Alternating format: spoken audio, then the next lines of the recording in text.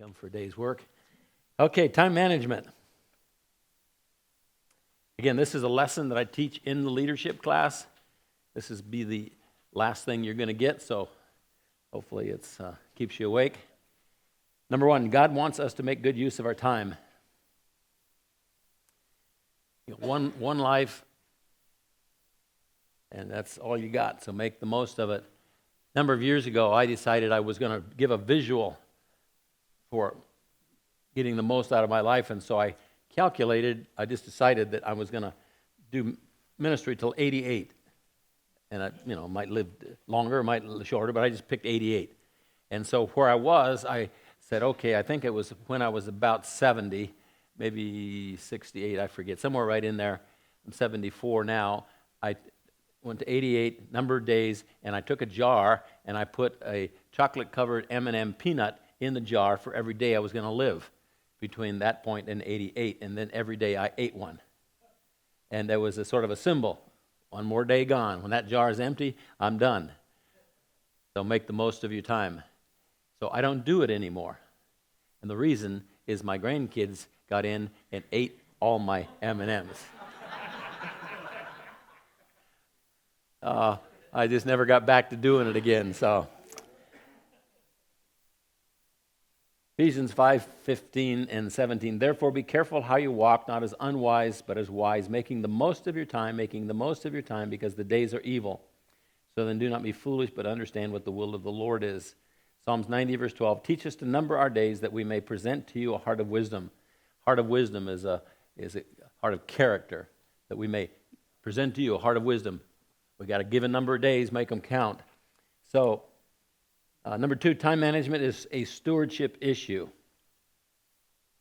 We're stewards for God. He entrusts us with responsibility, and if we are a good steward, we get more.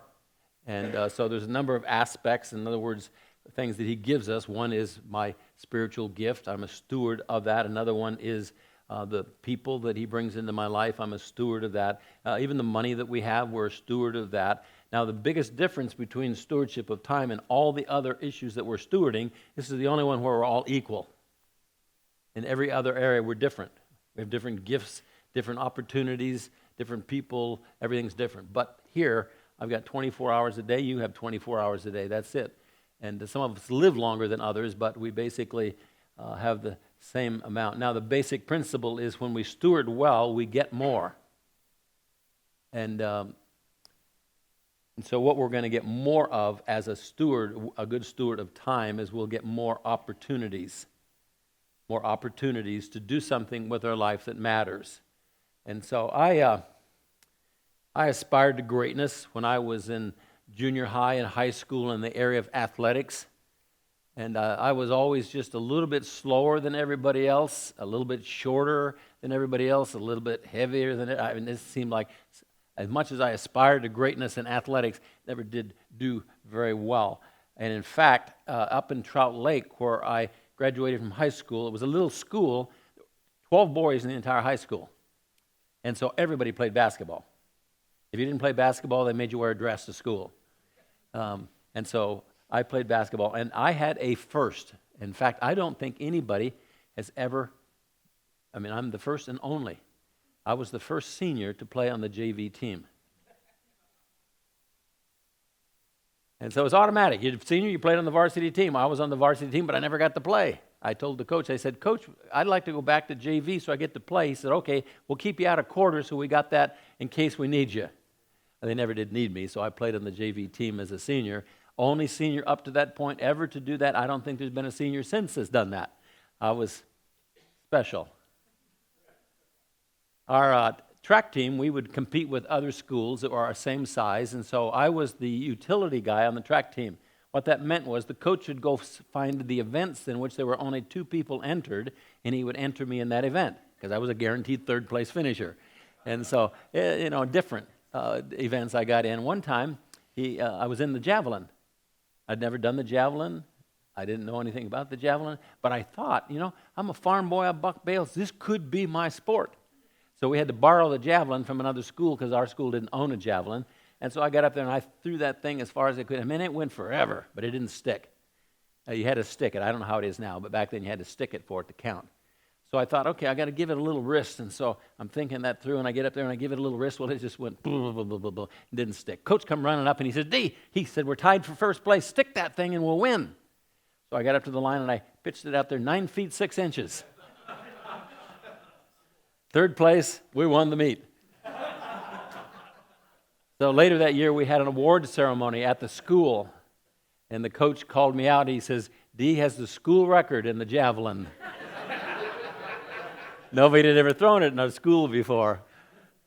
So, everybody's doing what you're doing. But inside, I was like, ah. And I went to college, and I played slow pitch or softball and church league kind of stuff, but our school was too small for baseball. But the college I went to had a baseball team, and one of my friends says, come out to baseball. We need guys just so we have enough for practice at a small school. So I did, and I had the best coach. I mean, he was an amazing coach. I loved him. He'd played 13 years in the majors. He was a pitcher, never been married. I was a youth pastor at a big church somewhere, and he was the coach. And he said, D, he says, if you work hard, I'll give you the key to the gym. You go in there, and every time you got some spare time, you get in that batting cage and load that thing up with balls and just spend a lot of time batting. And so I did. I just was in there all the time batting. And I got to be a pretty good hitter. And so I caught batting practice. He was the pitcher, and I was the catcher. And I hated being a catcher because, man, you just get hurt all the time. Balls hit you on the end of the finger, and the foul balls hit you, and guys slide into you. And it was just, but that was my job. And my team was, I caught batting practice, and he pitched, and he was an amazing pitcher. I was always just, I couldn't believe what he could do with that baseball. But I did that, and I kept practicing on the batting cage, and so we played, I don't know, fifth or sixth game of the season, and he put me in as a pinch hitter. And I got a hit. I got on first base. And he gave me the steal sign. And I thought, oh, great. I hate stealing. But, he gave me the steal sign, so I'm thinking, I'm watching, and I take off, and I get a great jump. And I'm running, and I thought, this is going to be good. And I start my slide, and I miscalculated a bit, and I stopped sliding about 6 feet from the bag. Everybody in the stands is laughing, the umpire's laughing, everybody's laughing. I get up, dust off, and so a little bit later in the game, I get pinch hit again. It's okay, so I get another hit. I get on first base. He gives me the steal sign again. Okay, I'm going to do it right this time. So I take off. This time I start my slide a little bit late, and I hit the bag with my spikes, and I flip over the bag, and I break my leg. So my baseball career was over. So I knew through junior high, high school, college, the feeling of sitting on the bench. And I used to, in my mind, say awful words about my coach. He is the dumbest coach in the planet Earth. He doesn't know good players when he sees them. I sat on the bench. I never once said, Coach, put me in. You don't do that. Coach puts you in when he wants you to put you in. So did you know that when you're going to do something for God, you really aren't the one who decides? He does. He's the one who opens the door. He's the one who gives the assignment. Sometimes you don't really know what's going on, but it's just like Gideon. God appears and says, okay, Gideon. I mean, God's the one who took the initiative. He's the one who opened the door. He's the one who put... So there's Christians who sit on the bench, and there's Christians who are in the game. Now, I sat on the bench. I know what it feels like. Sitting on the bench for basketball in high school is one thing. Sitting on the bench for God is a total different deal. And so I don't want to sit on the bench. I want to be in the game.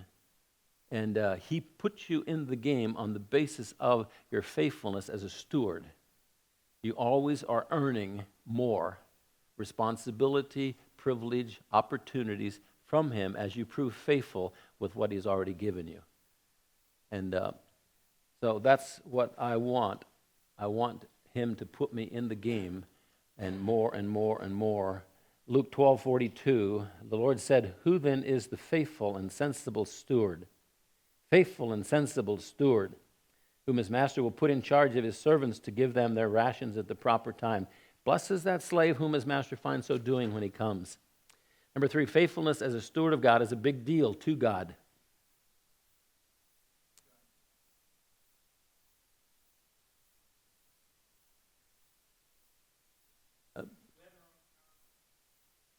We don't? Okay, so you'll just have to listen to me then. I'll give it to you. Faithfulness as a steward of God is a big deal to God.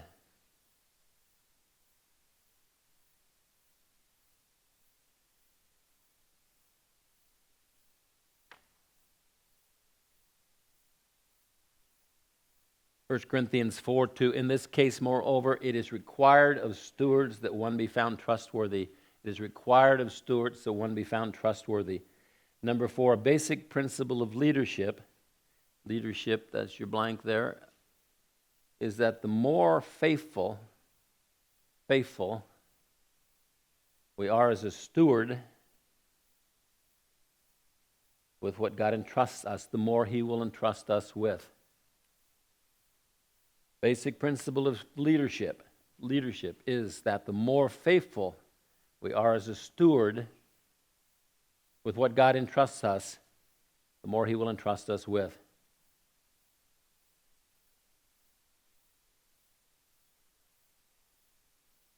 So a basic area of stewardship is managing our time.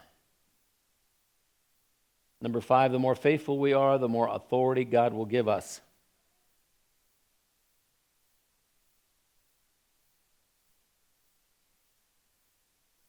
The more faithful we are, the more authority God will give us.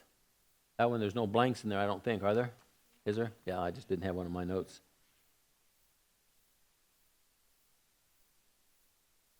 So here's a key one, number 6. The more faithful we are, the more energy God will give us.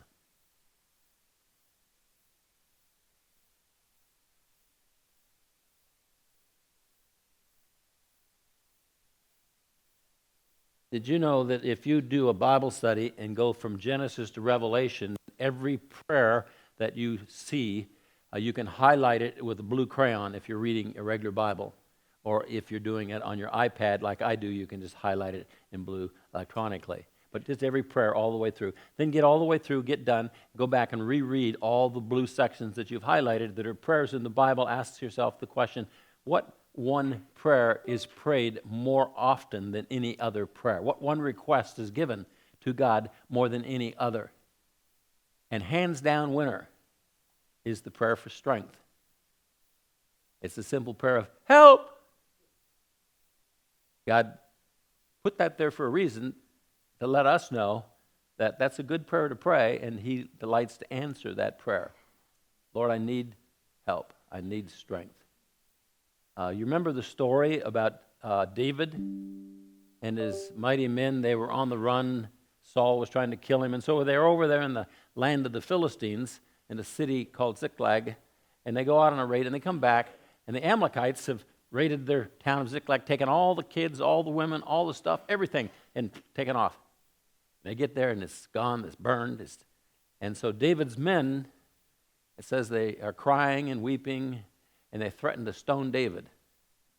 Then there's a cool little line in there. It says, David strengthened himself in the Lord. David strengthened himself in the Lord. Now you can read some Psalms that he wrote about that event. One of them is Psalms 18, one of my favorite Psalms. Who is God but the Lord? Who is a rock except our God? The God who girds me with strength, makes my way blameless. He makes my feet like hinds' feet and sets me upon my high places. He strengthens my hands so that my arms can bend a bow of bronze. I love that part. Who is God but the Lord? Who gives me strength but God? He strengthened himself in the Lord. And then he says, okay, guys, quit crying. Let's go. Gets on their horses. They take off. They rescue all the wives, all the kids, all their stuff, and they kill all the Amalekites. I mean, that's better than any John Wayne movie I've ever seen. But that line, one line is the key. He strengthened himself in the Lord. And he said, Lord, I need some strength. I need some strength. So there are some people that will pray that prayer and God won't give it to them. And the reason is because they're poor stewards. They're poor stewards of what God has given them. 1 Timothy 1:12, I thank Christ Jesus our Lord who has strengthened me. He has strengthened me because he considered me faithful. He considered me faithful. And so if he doesn't consider you faithful, I don't think that the first part of that verse will be part of your life either. Is that up there? Oh, look at there. He considered me faithful, putting me into service. Now, considered means he looks at you, he evaluates you. He says, who are you? How are you doing? He considered me faithful. And because he considered me faithful, he put me into service. That is, you're no longer on the bench. You're in the game, and he gives you strength. And so that faithfulness is a key thing. So a steward is faithful. So time management is not simply about getting things done. Time management is about being faithful as a steward with what God has given you, because you want him to give you more. You want to get off the bench into the game. You want to be given responsibility and for him to give you the strength to pull it off successfully. Number 7, the key to getting better or more faithful at anything we do is to know how we are presently doing.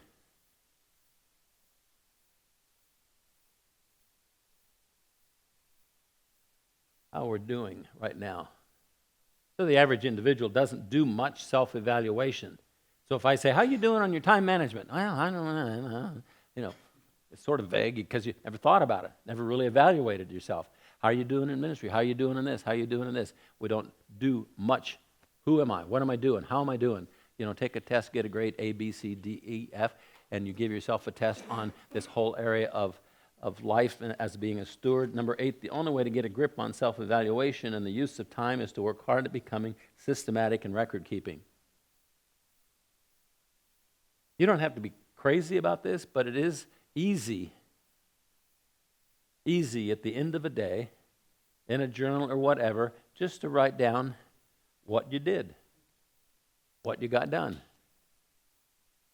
One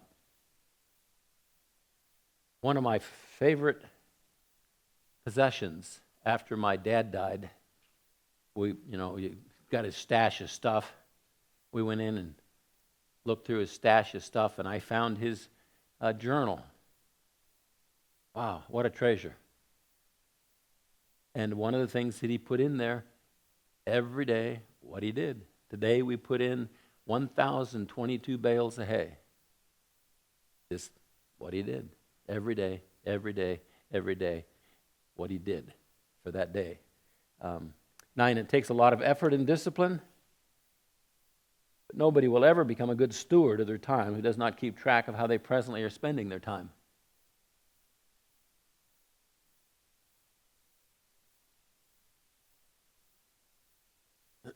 Again, you can get real fanatical about this and every detail, or you can just be general. It's just a kind of a basic record-keeping thing. It's not hard to do, but with some people, that is a good first goal. If you haven't done much with goal setting, just write a goal. This year, I will attempt to write down at the end of every day what I accomplished that day. It's going to take you a couple of minutes. Now, the cool thing about a day, my memory's going, but I can remember to this morning. I can do that. So it's pretty easy at the end of the day to just write down what I did today. It's going to be easy today because it's been you and what I've done. But some days are a little bit fuller and more complicated, but just make a little jots every day, every day, every day. So I know how I'm doing. There's something about that sort of motivates you because you can kind of see what you got done. Number 10, the second part of keeping track of what we have done is making a goal of what we want to do.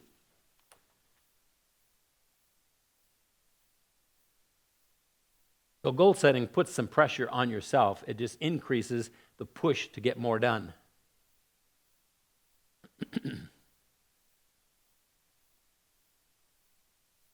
It creates a little bit of hurry up in you. As my dad said, the best time management is just shovel twice as fast as you're shoveling. And what makes you shovel twice as fast as you're shoveling? You have a goal.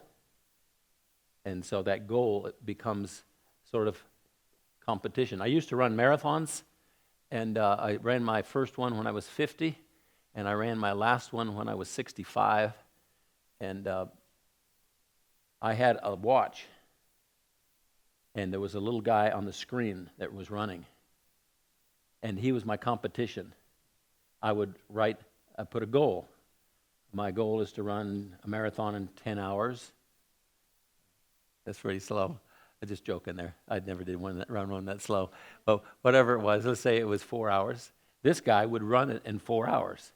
And so my present time, GPS reading, would put me on the screen. I would either be behind my little guy on the screen or in front of. And so I could look at it. Uh-oh, he's winning. I better pick it up. And so it was an easy thing to do to motivate myself to a little bit higher pace because I could see what the little dude on the screen was doing. And so goals then motivate me to pick up speed because I got to get this done, I got to get this done, and I know what's on my schedule to do, and so you just become more urgent in what you do. 12, writing up a daily to-do list will help us prioritize the things that we want to accomplish. Let's see, 11, very few things are more effective in time management than good old-fashioned to-do lists.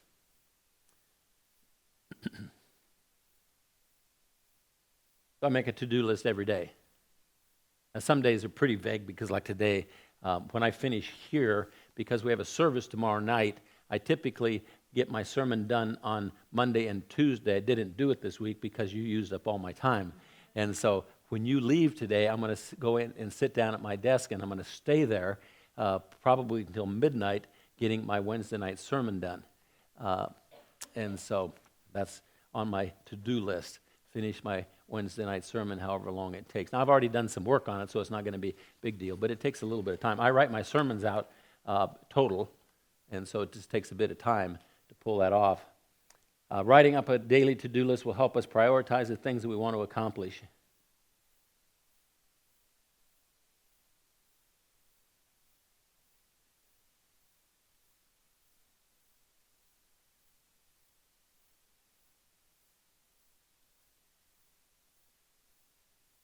So one of the key things is that we're good steward. We get more to do. So problem is a lot of you don't want more to do. Why? Well, because you're tired. You know the cool thing with God when he gives you more to do?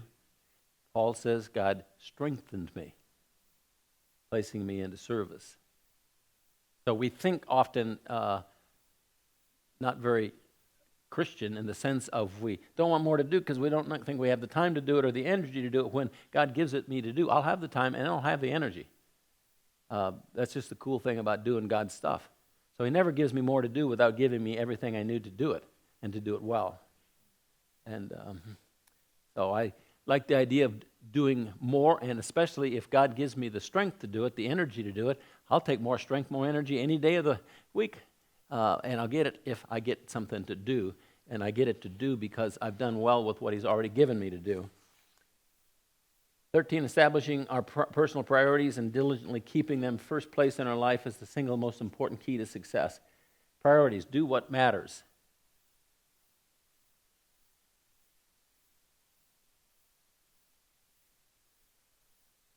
Somebody asked me about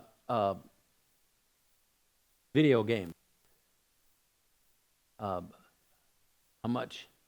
I said, I do a lot of what I call frothy activity.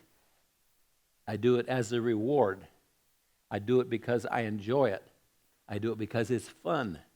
But I would be an absolute poor steward if that's all I did, was frothy activity that had no value. But it has a value for me in the sense that I run out of gas emotionally. I get weary, exhausted emotionally. And I've discovered certain things fill up my emotional gas tank. Just give me energy. This is the doing of it. Number one on the list is fishing. Nothing gives me energy like fishing. I mean, it's not physical energy. It's emotional inside passion. I just get... Now, would it be okay then for me to fish 20 hours a day? It'd be hard to do much preaching, much teaching. So I got to manage my life. Just enough, not too much. And so I schedule my year with this kind of thing, and I schedule things in like going up to Alaska for 3 weeks and catching thousands of salmon. It seems like. I should have put a picture on the screen of some of my fish I caught. So I go fishing, and I also, one of the things I thoroughly enjoy is working on old cars. Right now I have a 1969 Mustang that I'm restoring with my grandson. And when we finish, it'll be his car. And we're getting close. We're getting close to getting it done. Now, when that one drives off our place, and Isaac's got it, it's his car, I've got another car in my shop that's a 1950 Ford Club Coupe with a flathead V8 in it. Have you ever watched Thunder Road with Robert Mitchum? The star of that movie is a 1950 Ford Club Coupe with a flathead V8. They outran all the revenuers with that car.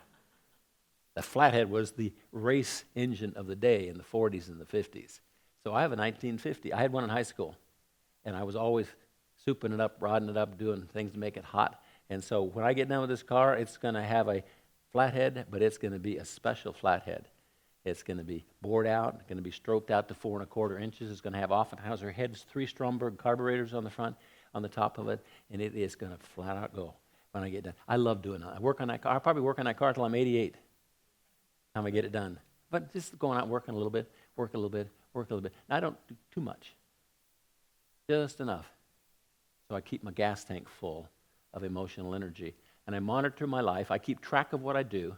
How much time I study, how much time I preach, how much time I fish, how much time I work in the car, how much time I spend with Patty, going on dates with my I just monitor my life, keep track of what I do, make goals, and manage my life as a good steward so that God will use me. 14, is that the one we're on?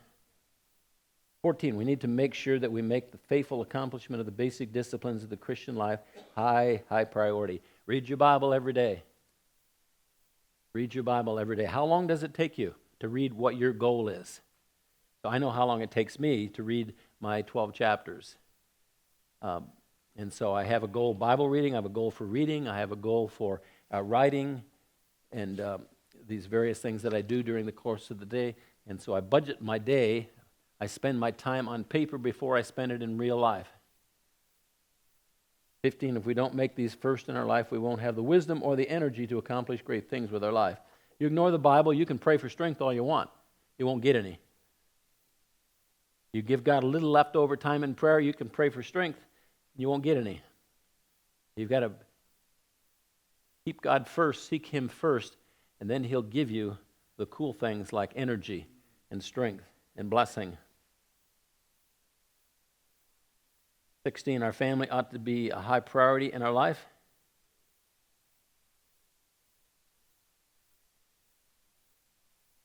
So when the kids were home, I would tell Sam, send me a schedule of your basketball games. And then I would put those on the calendar.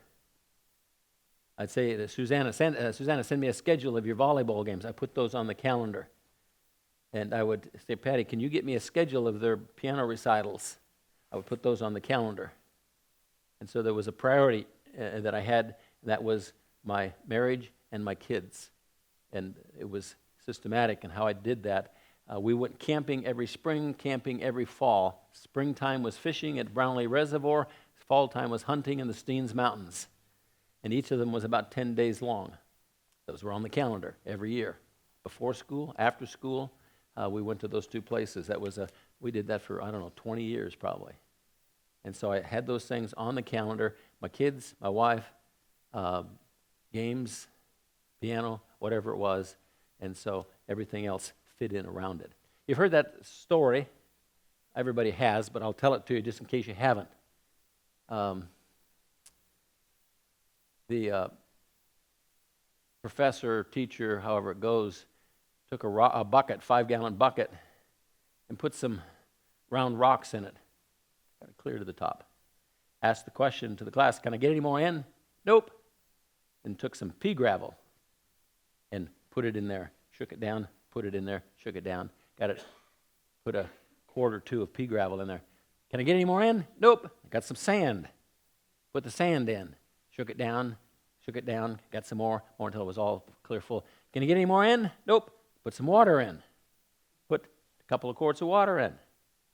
Then the question, can I get anything more in? Well, nope. What's the moral of the story? One of the kids says, you can always put in more. Nope, that's not true. Only true if you put the big rocks in first. If you put the little rocks in first, you won't get near this much in the bucket. So in my life, the big rocks are my Bible reading, my prayer life, my walk with God, my marriage, my kids, my grandkids. I put those in first. Then I put in the littler rocks, and then I put in the sand, then I put in the water. It just has the idea of priority. And then you get a lot done because the big rocks are in there. And so you always put those in first.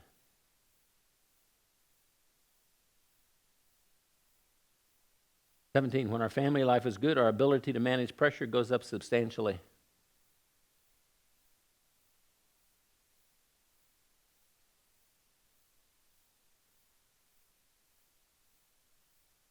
In ministry, pressure is a big deal. It's a burner of energy. Burnout happens frequently. Depression happens frequently from pressure. So the ability to manage pressure is a critical ability if you're going to grow. The number one, I learned this from Joe Aldridge. The number one lid on most pastors' ministry is their ability to manage pressure. Every person who walks in the back door of your church, he said, brings with them a bunch of garbage. All ends up on your desk. That's pressure. And so you get to a point where that's all you can manage. That's as big as your church will get. Because after that, every person who walks in the back door of the church, you'll find some way to bleed off pressure. Most of the time it's a dumb mistake, a poor choice. You'll do it subconsciously, but you're going to bleed off pressure if you can't manage any more than that. And so the average pastor's church size is not dependent on his preaching ability. It's not dependent on the quality of the Sunday school. It's dependent on their personal ability to manage pressure, because their church will not grow beyond what they can carry in the way of pressure. So he would say to me, you got to get stronger all the time in your ability to manage pressure. Otherwise, you'll just keep where you're at.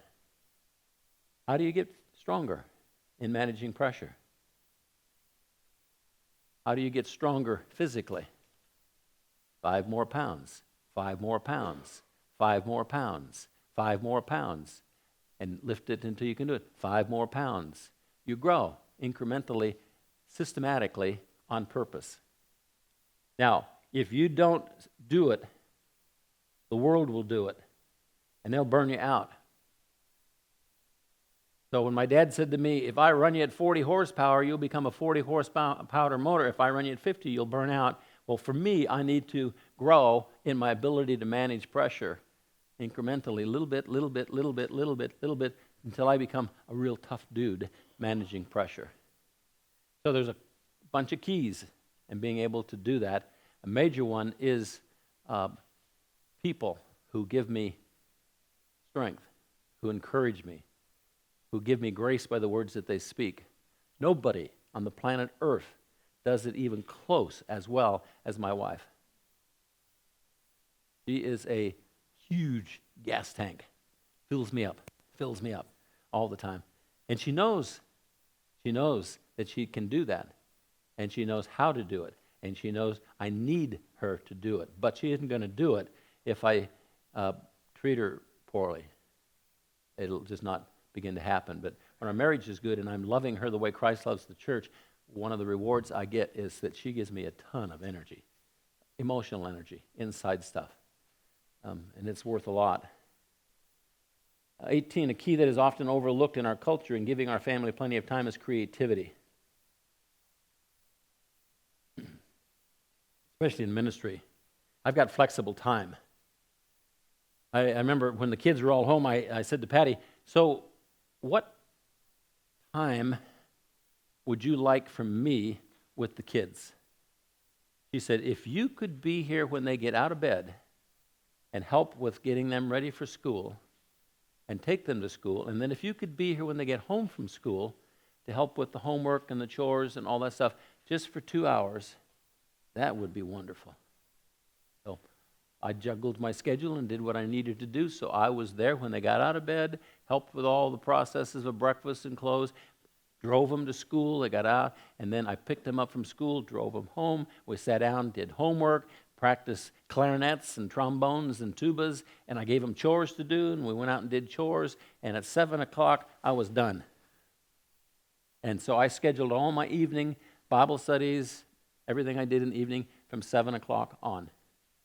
And cool, no problem. I got a lot done, both worlds.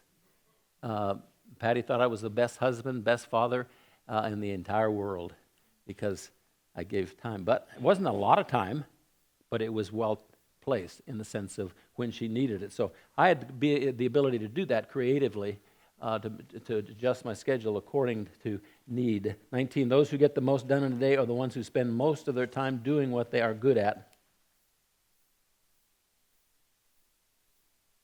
So I made the goal early on, I told you this yesterday, when I was doing everything to get rid of a job every year. So which jobs did I get rid of first? The ones I didn't like. Setting up chairs for church, washing the bathroom, sweeping the gym floor, typing the bulletin. On the list went that I gave away. Do you know the first ministry jobs I gave away when we got our first associate? I hated doing weddings.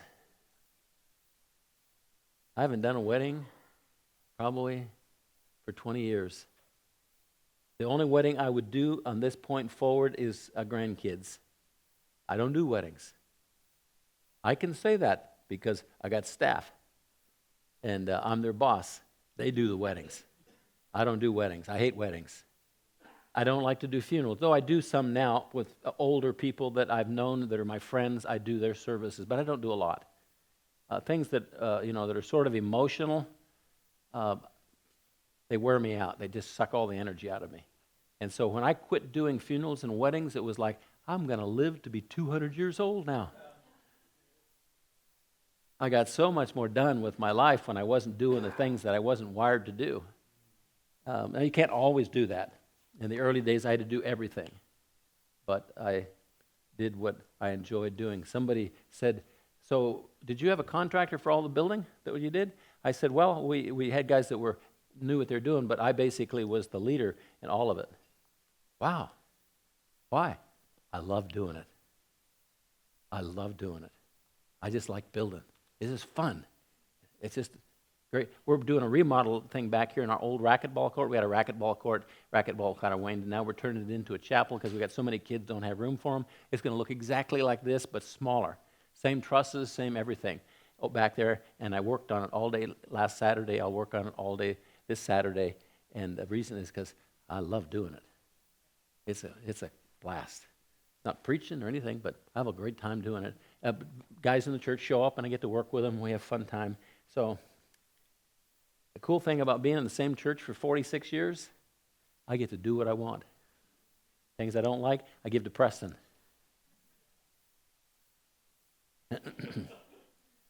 20, being wise enough, humble enough, brave enough to delegate is the second most important time management principle there is. Years ago, a pastor called me up and he says, could you teach me some time management stuff? I am just buried. I said, sure, I can do that. And so we went on a retreat together, and we were in the same room together. And when we walked into the room, he had a big box, and he dumped it on the bed, everything that was in the box. And it was mail. And you know what the mail that a church gets? 90% of it is junk mail. And I said, what are you doing? He says, oh, I'm going through the mail. I said, why are you doing that? And he looked at me like, what kind of question is that? You go through the mail? Well, somebody's got to do it. Well, sure, somebody does, but you don't. I mean, 10-year-old kid can do that.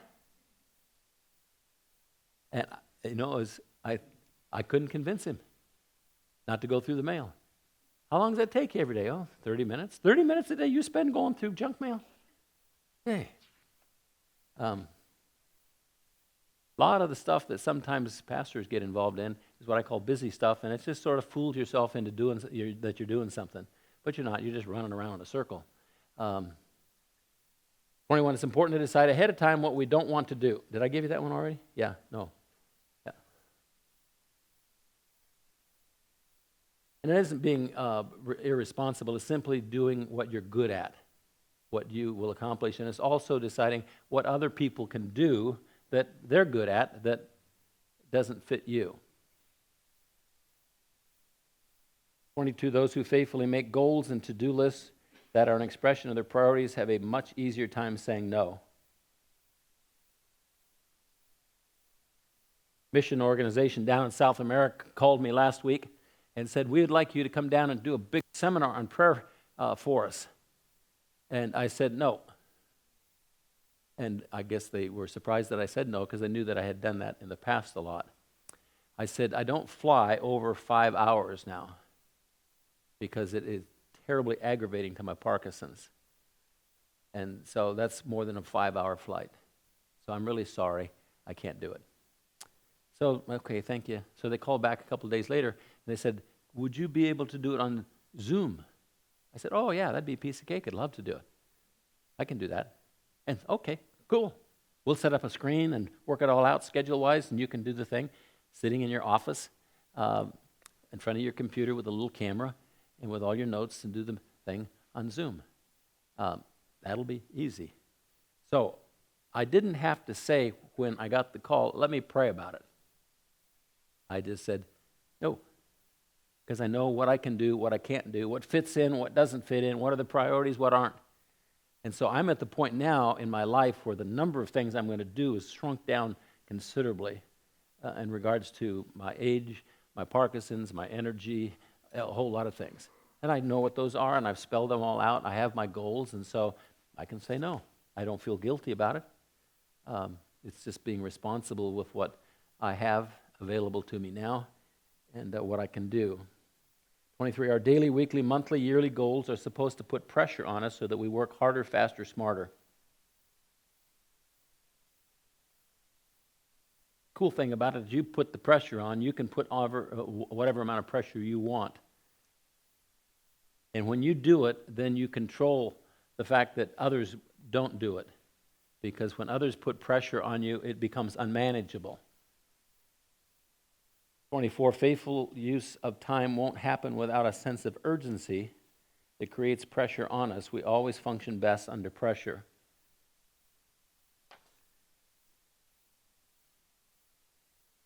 So I have a little saying. Stress is optional. Stress is optional. Pressure is not. Now, the amount of pressure you have, you decide, but stress is pressure out of control. That is, you're not controlling it. So, my associate, Pastor Mike, he's a rafter. You heard him talk about going down the Colorado River in the Grand Canyon, and he really gets into that stuff. I mean, he's rafting. And I went down the Deschutes one time.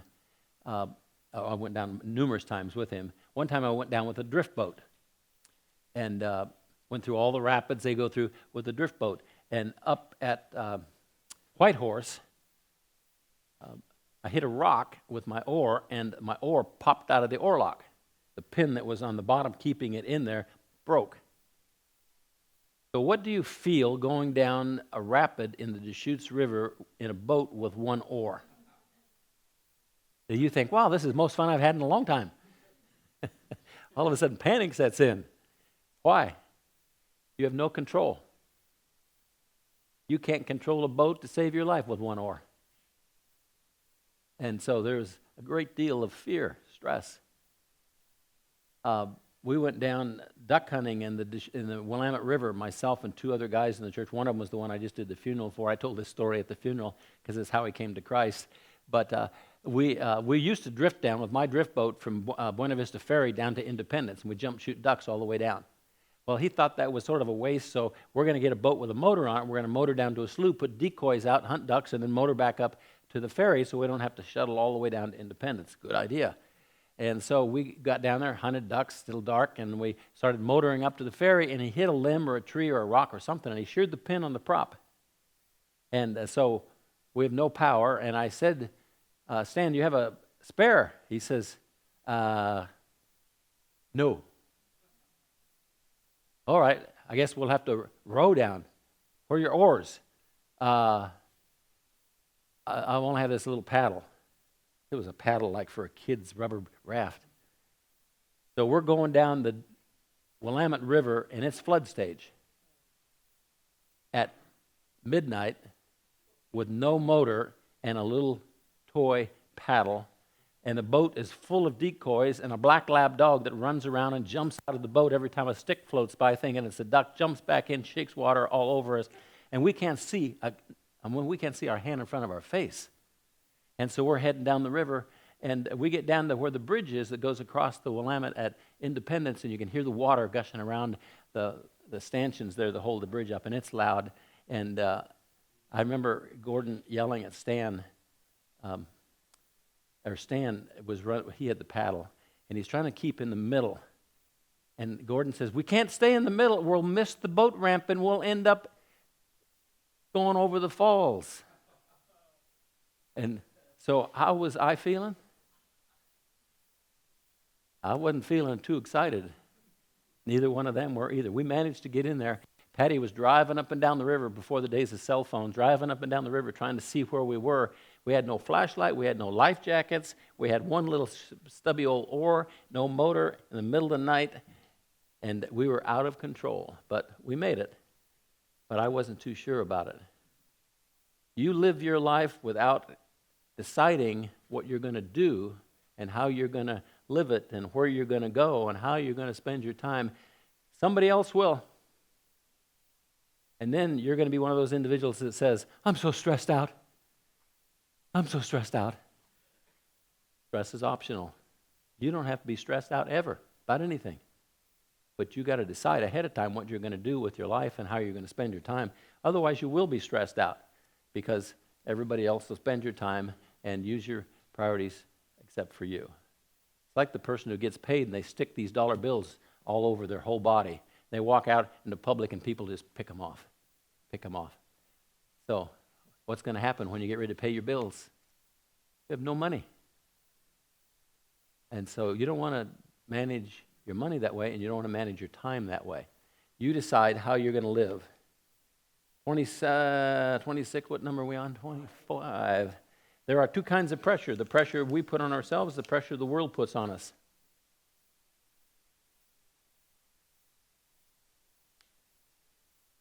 Pressure the world puts on us will turn into stress because we can't control it.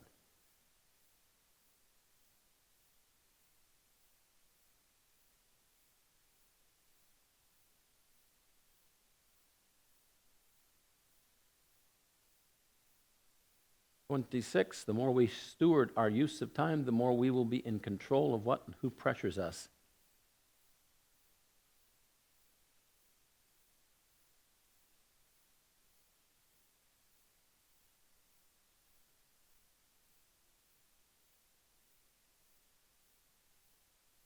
So we're going to establish our own agenda. We're going to spend our own time. We're going to set our own schedule.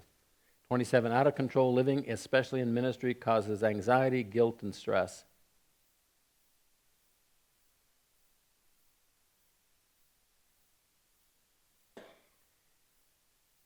So I got a text message the other day from a guy in the church. He says, I need to meet with you. My wife and I need to meet with you today.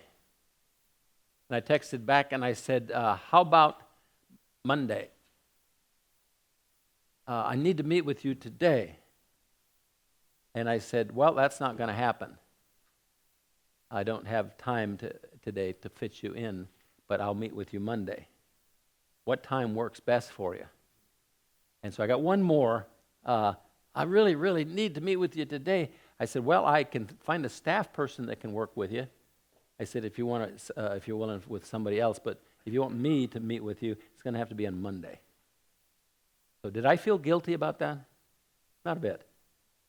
You know, I'm always tempted to ask, how long has this problem been in the works? Several months, probably 6 months, a year that this has kind of been working up to this, and all of a sudden there's this crisis thing and you got to meet today. Well, I'm sorry. Monday works, though.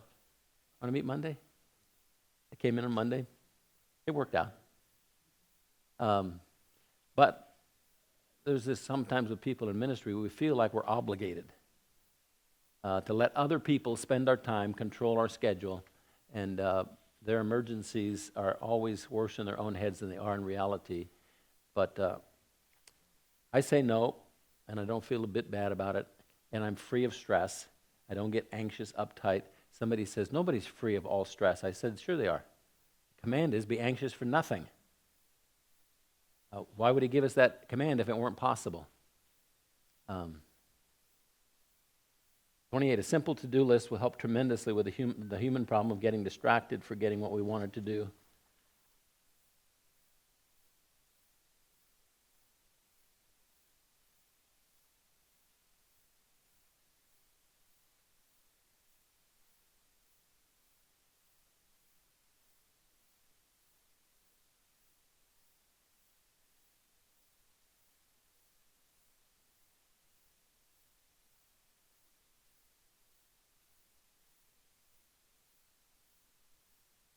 A focused leader is one who knows well what he wants to accomplish, no matter how hectic, demanding life becomes.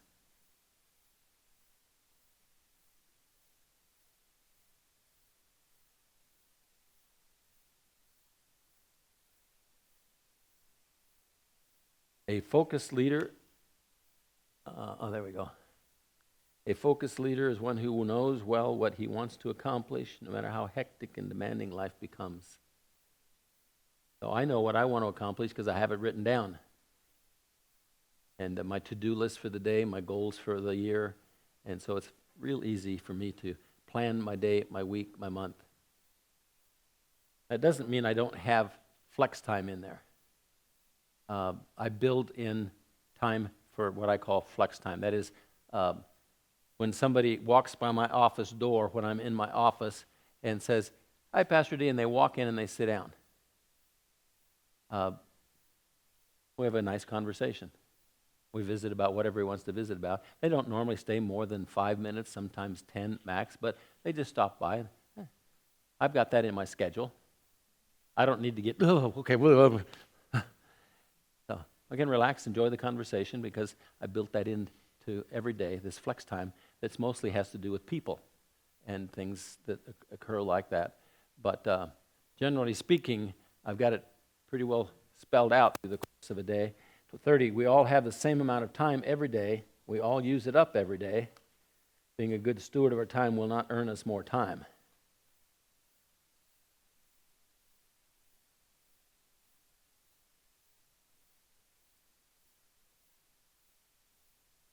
Being a good steward of our time actually gives us more responsibility because God gives it to us.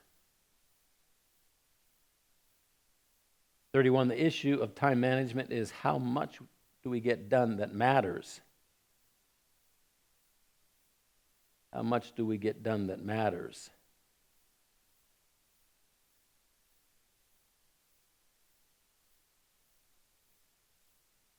I heard a sermon years ago by Stuart Briscoe. I don't know if you remember who he was, but he was an English dude. And he said this statement in the sermon that I was listening to. It was at a seminar I went to, and he was the speaker. He said, you ever read the Gospels? You ever see Jesus in a hurry? Ever see him frantic, hectic? But then you get to the end of the Gospel of John, it says if everything that he did were written down, the world couldn't contain all the books. When did he do all that stuff? Got me. But he pulled it off. And so he said, you ought to want to live your life the way Jesus did, in the sense of you accomplished a lot. If everything you did were written in books, you couldn't hold them all in the New York Library. But you were never in a frantic, hectic state in your life. 32, nobody will ever be a good steward of their time who does not really want to accomplish more with their life that matters. So it's the desire to do more that drives this time management thing. If you don't care about getting more done, time management is kind of a moot point.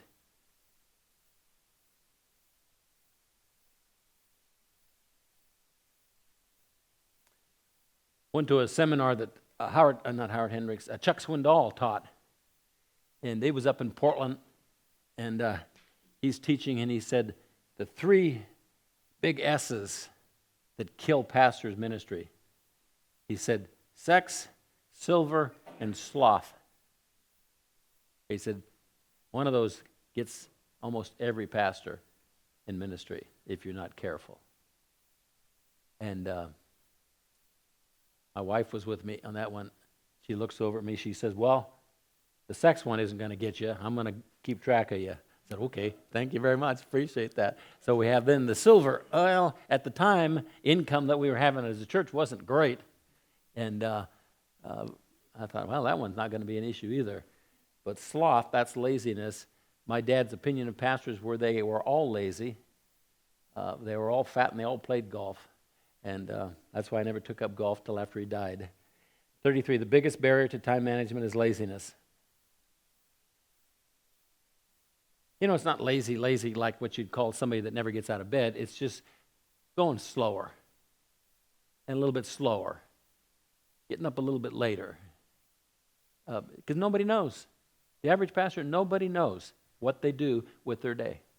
So there's no real pressure unless you put it on you, unless you are the one wanting to get more done. Romans 12:11, not lagging behind in diligence, fervent in spirit, serving the Lord.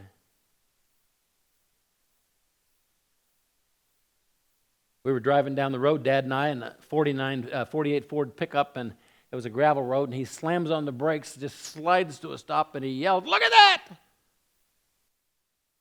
Like, what? I was expecting to see a deer, an elk, or something. He said, what are we looking at? He said, see that thistle? There's one thistle growing out in the middle of this farmer's field. He said, that guy's going broke. I said, what are you talking about? He said, any farmer that'll let a thistle grow out right in the middle of his field for the whole world to see will let something else go, and something else go, you mark my word, it's not going to be too long before he goes broke.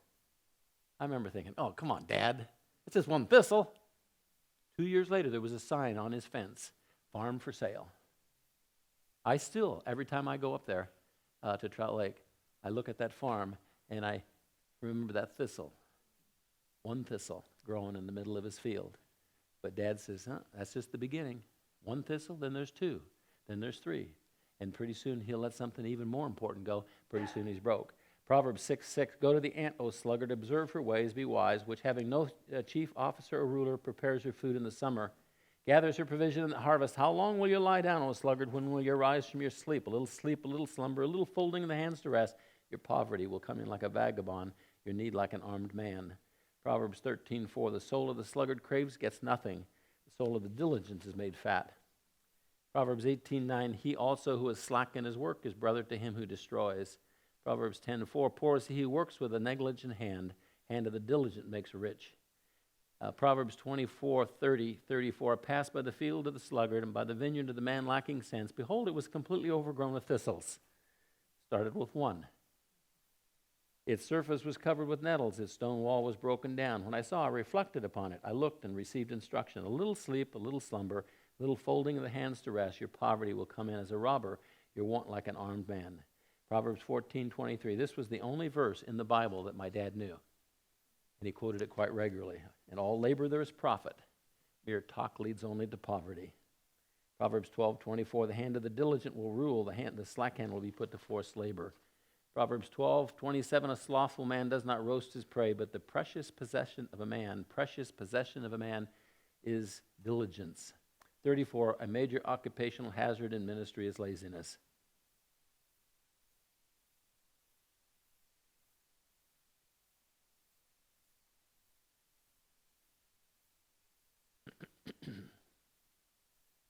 Again, it's not what you call blatant big time. It's just a little relaxing, a little slowing up, a little less push, a little less want. 35, a key to time management is working faster and harder as well as smarter.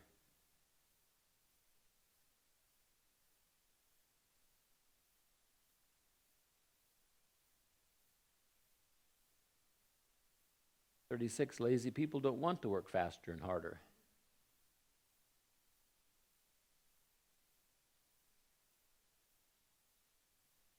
one of our goals raising our kids was to raise them up so that they had the character trait of diligence.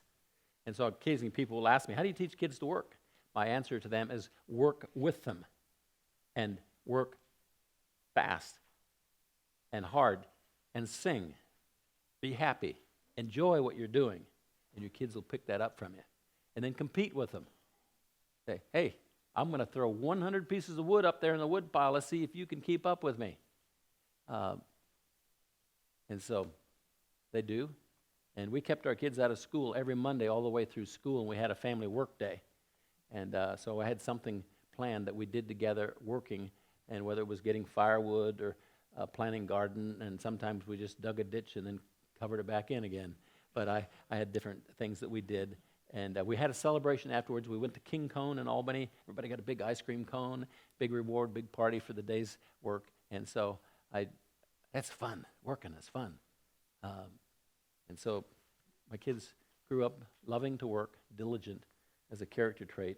34, I gave you it. 35, a key to time management is working faster, harder, as well as smarter. I gave you that one? 36, a lazy people don't want, I gave you that one. 37, we tend to think that if we are really struggling to get everything done, that we must be too busy.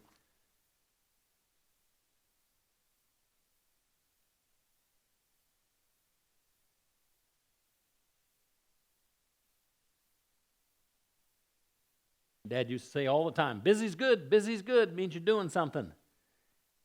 Means you're doing something. He'd get the end of the day, put in 1,000 bales, and he'd say, you tired? Best feeling in the world. Best feeling in the world. 38, we can train our flesh and our mind to enjoy being busy. I hear this pretty regularly, that if you do too much work, you'll burn out. Work is not what burns anybody out. Frustration is what burns people out. The way you think about what you do is what burns people out. And so when we start thinking, boy, I'm tired.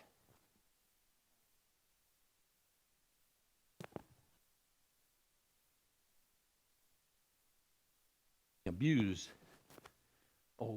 overworked, underpaid, we get this self-pity thing going. That'll just burn you out like crazy. But if you think, wow, it's so much fun being busy, so much fun, exciting, get things done. It's just how you think. It's not what you do. It's how you think about what you do. I told Susanna when she was little, Susanna, go get some wood. Dad, I got wood last time. I said, I know that. But you're special, so I'm giving you the fun job. Did she believe me? Not the first time. Second time, third time, fourth time. I just kept saying, wow, I give the woodcut hauling job to my favorite kids. Your turn to get wood. You get to get wood. So just talk positive about work. It's fun. It's exciting. Not everybody gets to get wood. Only favored people get to get wood. So you're the favorite. Go get some wood. The one kid I heard about, he said he didn't know what his real name was. He thought it was Go Get Wood. And what number are we on? 39. We tend to think that if we're feeling tired and weary that we're too busy.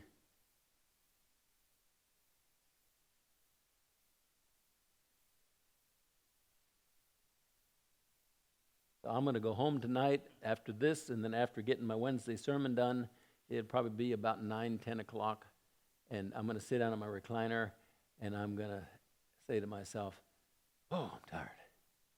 That was a long day. Best feeling in the world. Best feeling in the world. Means I did something that mattered. All right, let's go ride our bike for an hour. Then I'll be tired. 40, we can train our flesh, our mind to enjoy the feeling of weariness at the end of the day. It's just simply self-talk. You don't let the world control how you talk to yourself.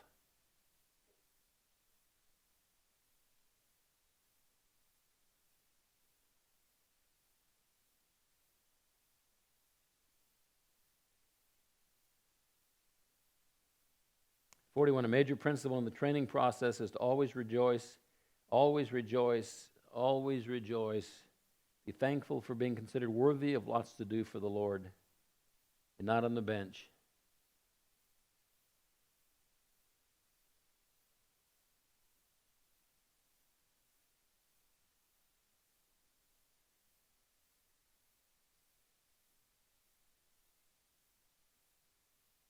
42, allowing ourselves to think, poor, overworked me. Self-pity is a bad habit. You want to get over that. Take every thought captive to the obedience of Christ. You don't allow immoral thoughts to stay in your brain there for long, hopefully. And so don't allow self-pity thoughts to stay in your brain, because it just sucks all the energy out of you and makes your life miserable. It's just a habit. It's a way of what we pick up in life. 43, a key to running the race hard all day long is wise, systematic rest and renewal.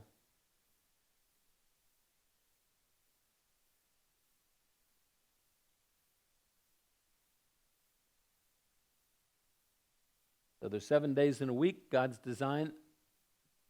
And there's daylight and dark, God's design. There's summertime and there's wintertime, God's design. Systematic. Seasons and days and dark and light. And so systematically resting, we need that. Nobody can function without getting sleep. And so we do it systematically. That is, we tend to go to bed at the same time, get up at the same time, and we do things through the course of the year that at the same time. And so if there's anything over the years as an old man who tries to get a lot done that I have learned, that is, I can read my gas tank. I know when my gas tank gets down to 1/4 full. I know what I begin to think and how I begin to act and how I begin to feel when my gas tank gets down to 1/4 full. And so I don't want it to get any lower. When your gas tank gets empty emotionally, you can do a bunch of stupid things with little self-control. And so I get down, I know how to fill my gas tank up to full. I know exactly how to do that, what activities and what timing to make that happen, so that I'm always got it up there to 3/4 to full all the time. So when my gas tank's full, my emotional gas tank, then I got passion, I got energy, I laugh at people's jokes, I enjoy life. But when it gets down to 1/4 full, it's like, that's a dumb joke. You know, you lose your sense of humor, you get kind of weary, depressed. Everything's less fun than it was when your gas tank gets down full. So May 6th, now this, I hate telling you this because some of you are going to feel jealous. If you're a pastor, I'll just give you this is free. Eliminate the word sabbatical. Don't use that word. People in your church don't understand that word. They think you're lazy when you use it. They think you're privileged when you use it. And so what I use is summer study break. Summer study break. I study. I just don't do it here. I get an average of 30 to 35 sermons done every summer while I'm gone, riding my bicycle, in Alaska fishing, in Alaska hunting for moose, visiting my kids. And so I take 3 months off every summer. It's a summer study break. That is the best 3 months, and it's one of the reasons why I have so much energy the other 9 months, even at 74, 75 years of age. Because I get a longer rest from the pressure of ministry, the responsibility of ministry, and it fills my gas tank up, and it stays full 9 months. And but I have pastors who say, I need a sabbatical. Don't call it a sabbatical. If you want to have people think highly of you, summer study break. You're working. You're just not doing it in your office. So how much longer are you going to pastor, somebody said to me. Till I'm 88. Really? Yeah. If I live longer, I'll pastor longer, as long as I can talk. Remember, Genesis comes first and Revelation's last. If I lose that, then I probably won't, but I'm going to keep working at it, pedaling my bike and riding a bicycle across the country, doing stuff, and so I keep my gas tank full. And so you manage your time, and you do what you need to do in order to keep on running, keep on doing it. What number are we on? 43? Key to running the race hard all day long is wise systematic. I gave you that. 44, being a wise steward of our time is also being a wise steward of our physical and emotional energy.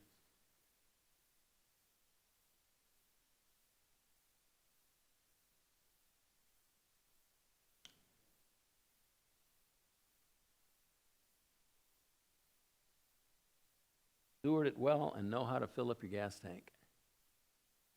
45, knowing when we are truly tired is critically important in learning to manage our energy. Problem is we do this mental thing and we're not really tired. We talk ourselves into being tired.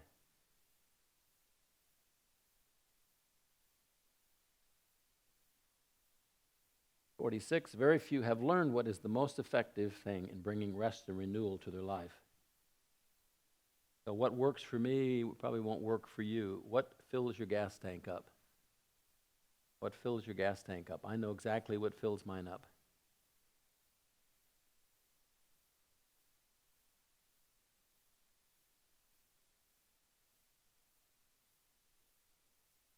If any of you want to go on the bicycle trip with me, you're welcome.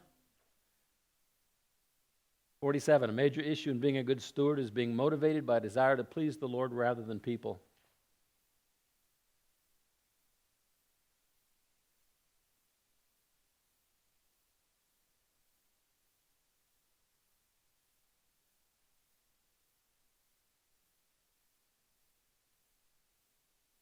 That's a toughie in ministry because our audience is people.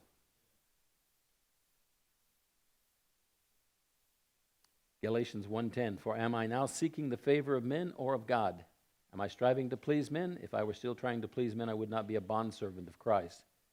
1 Thessalonians 2:4, but just as we have been approved by God, that means you get in the game. Approved by God to be entrusted with the gospel. So we speak not as men, as pleasing men, but God who examines our heart. 48, probably the hardest thing to do in ministry is to not become a people pleaser.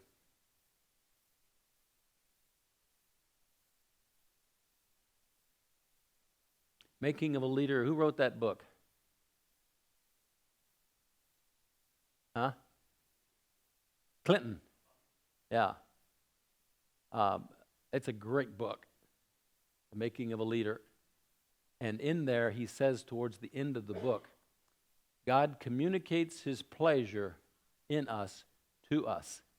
As Jesus came out of the water after being baptized, God spoke from heaven and said, this is my beloved Son in whom I'm well pleased. Again, on the Mount of Transfiguration, this is my beloved Son in whom I'm well pleased. And he communicates to me his pleasure in me as I do and live and accomplish what he wants me to do. But I've never heard him speak from heaven. And so what he said in that book, oh wow, that's amazing. He said God was able to talk to Balaam through a donkey. And he can then talk to you through people in your church. You donkeys.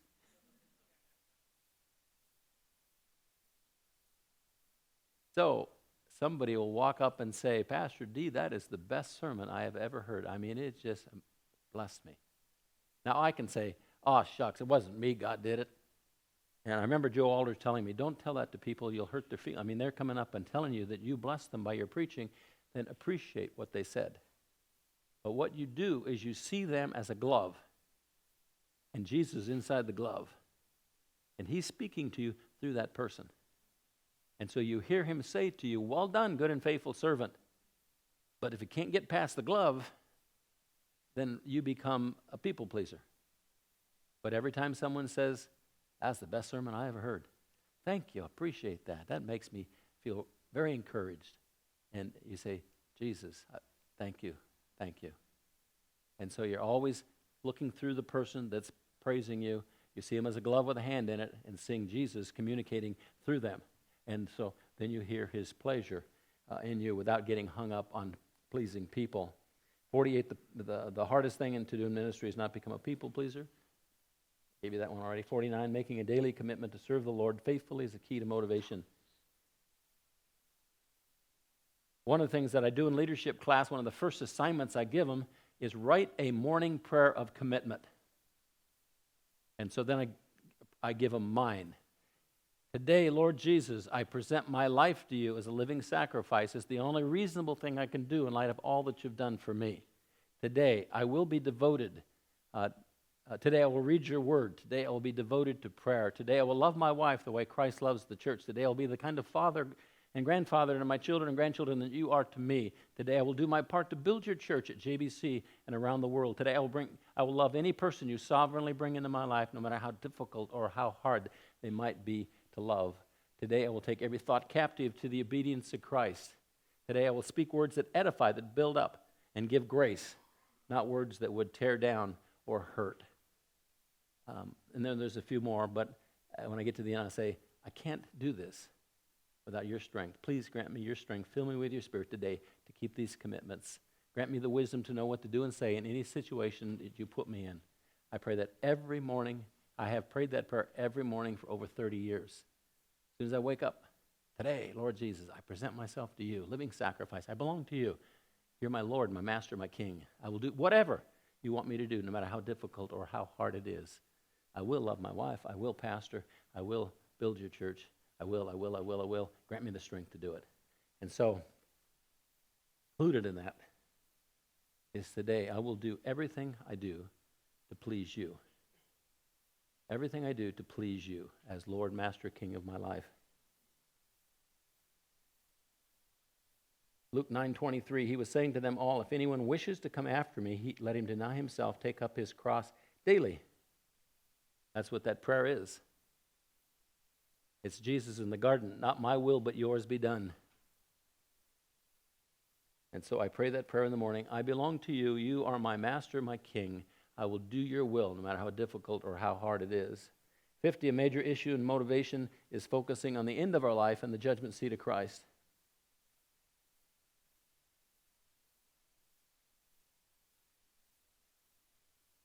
And so included in my morning prayer of commitment, at the end, I say this, today I will live my life as if it's the last before I stand before you at the judgment seat of Christ, and I'm recompensed, rewarded for the deeds I've done in the body, whether good or bad. Every morning I pray that prayer. Today I will. This is the last day I have. I will live it that way because I want to earn more rewards, more rewards. All right, we're at the end, and as your schedule says, there's a break in another session, but there isn't. It's over. Thanks for coming. Bless you.